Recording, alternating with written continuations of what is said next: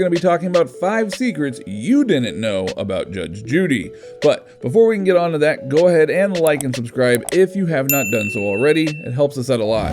Also, make sure to stay until number 1 to see a secret that almost gave the Judge's show a completely different title. Your mind's gonna be blown. So, without further ado, let's get on to the video. Number 5, that signature lace collar. I don't know how many collars there are now. Somebody else knows that. Yeah. They are, I think, attached to the robe. Are they? If you watch the show enough, you will realize that Judge Judy has a signature lace collar as part of her uniform. She actually started this tradition as soon as she was appointed as a judge. When she became a judge, her and her husband took a trip to Greece and looked at a street kiosk where she found a beautiful lace collar. She instantly knew she wanted it for her court outfit.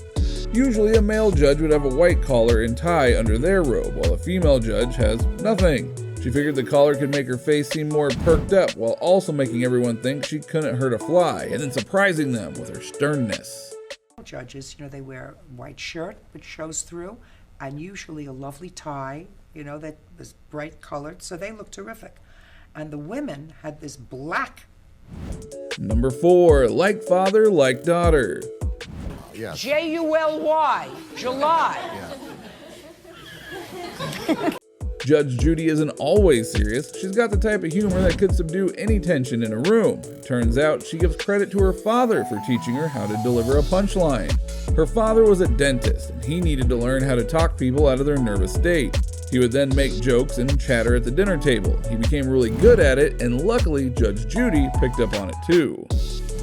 Number 3, everything is real. Insurance. Judge,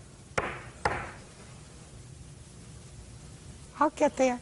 I don't want you to worry. There won't be anything that is relevant. Sometimes the cases on the show seem too ridiculous to be real, and sometimes the people also seem way over the top. It was actually admitted that all of the cases are 100% real. The show's producers go through public cases to see what would make an interesting episode, and then they go and shoot it. All of the cases are public, so they have a lot to choose from. And from whom you purchased bootleg movies in the past and teddy bears for your 10 unfortunate children. Number 2, she is always prepared. Can't sue the sun. You have to wait when the sun is not in your eyes before you're making a turn. Judge Judy never wants to learn about a case just as the cameras are rolling. To help her prepare, the show's producers give her a briefing of every case before she takes it on. They take each case to her home and they have a thorough discussion of what will happen and who is involved.